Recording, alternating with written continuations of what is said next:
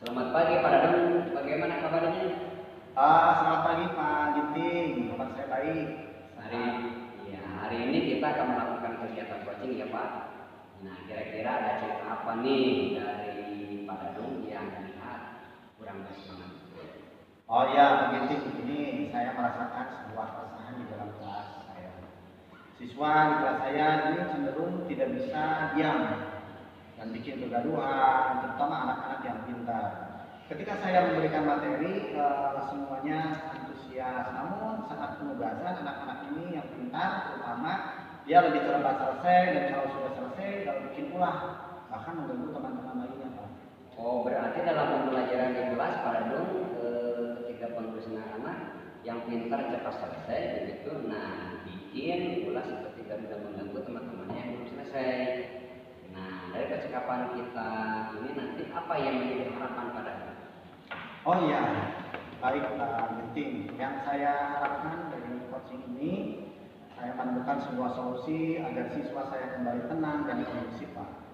Saya ingin kelas saya menyenangkan dan tidak terjadi kegaduhan, sehingga saya bisa menciptakan atau mencapai tujuan pembelajaran saya.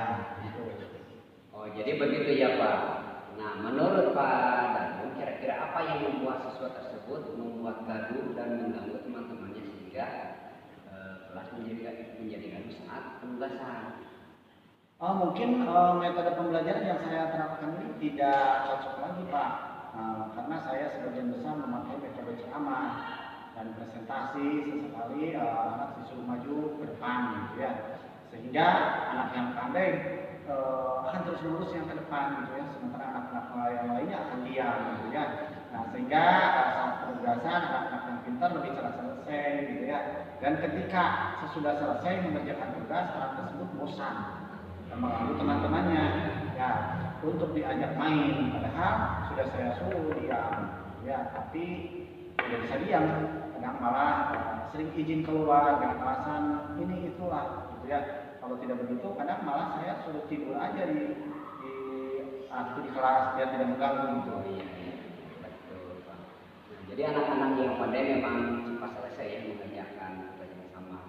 Nah, mereka cenderung ya anak-anak yang aktif dan tidak bisa diam, sehingga ketika ada tugas yang dikerjakan dia akan mencari kegiatan lain seperti berulah, ya, mengganggu teman, mengajak teman bermain, atau bahkan sering keluar kelas dengan alasan tertentu. Ya, nah, kalau seperti itu kira-kira apa yang bisa membuat siswa ya pada kembali fokus dan kondusif dalam pembelajaran Pak? Oh iya, Pak Ginting. Menurut saya mungkin saya harus mengubah metode pembelajaran. Saya dengan kegiatan berkelompok dan tim ahli, begitu ya Pak.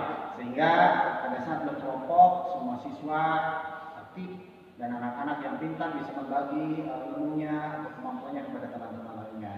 Pada kegiatan ini anak yang sudah selesai duluan akan membantu teman-temannya agar bisa menyelesaikan tugasnya. Kemudian misal ya dalam memberikan tutor sudah selesai, sedangkan anak tersebut masih tidak bisa diam, mungkin saya bisa memberikan pengayaan sebagai pendalaman materi untuk anak-anak tersebut. Oh iya, kalau itu saya setuju. Karena dengan menggunakan model tutor supaya itu bisa meminimalisir kegaduhan ya, yang dibuat anak tersebut sehingga kelas bisa kondusif. Begitu ya Pak. Nah, tadi Pak Dadung mengatakan bahwa menurut pandangan Pak Dadung ini anak-anak yang pintar tadi tidak bisa diam kan? Nah, kira-kira apa yang membuat Pak Dadung berpikir bahwa anak-anak kita tersebut tidak bisa diam dan terus? Oh ya, penting. Karena saya sudah membuat asesmen di kelas, ya, bahwa anak-anak di kelas saya ini banyak anak yang pola gaya pembelajarannya kinestetik, ya, atau anak yang memiliki keterampilan gerak untuk memunculkan ide-idenya, atau dia tak bisa diam.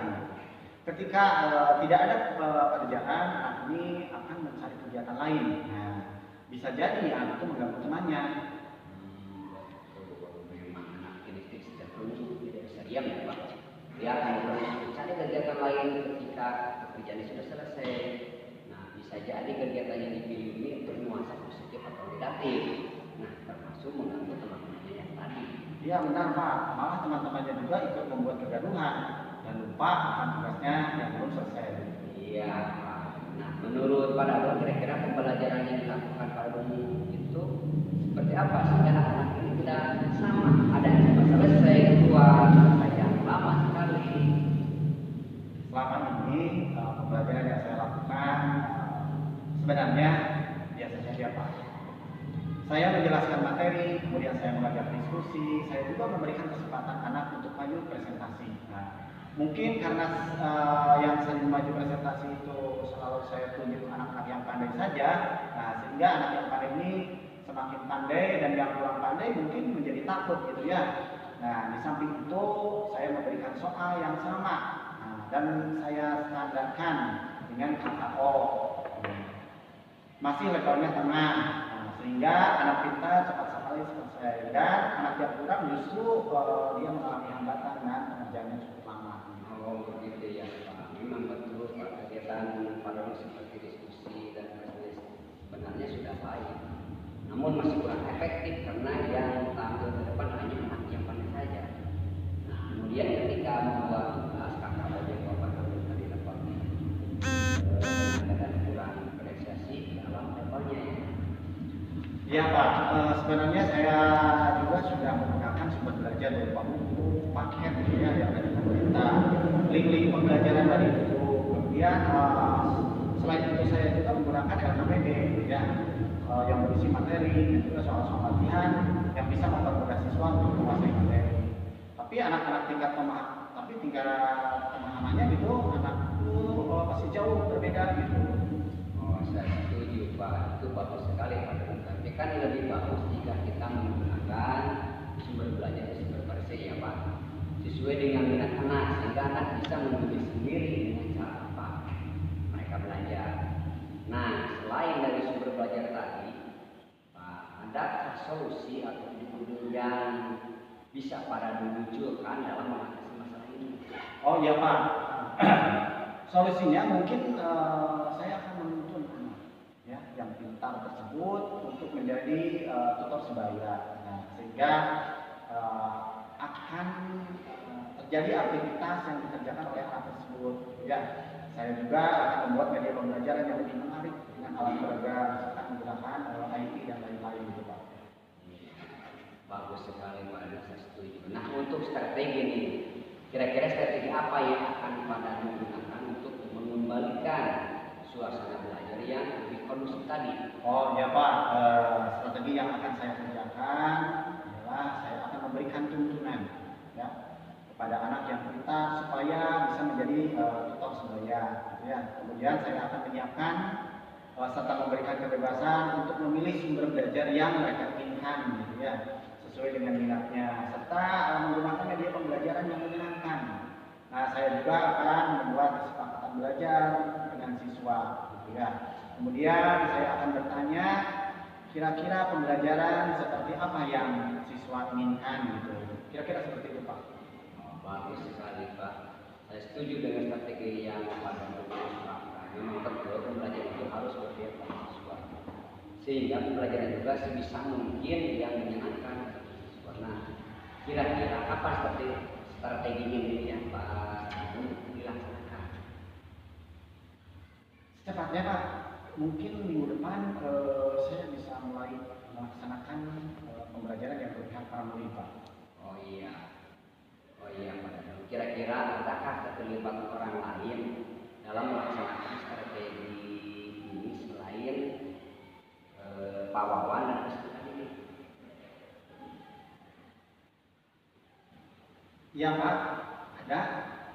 Saya akan meminta bantuan teman saya yang ahli dalam membuat media pembelajaran yang menarik.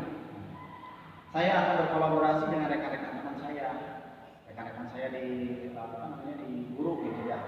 Kemudian terkait dengan teknik penguasaan kelas, apalagi murid-murid saya ini sangat beragam.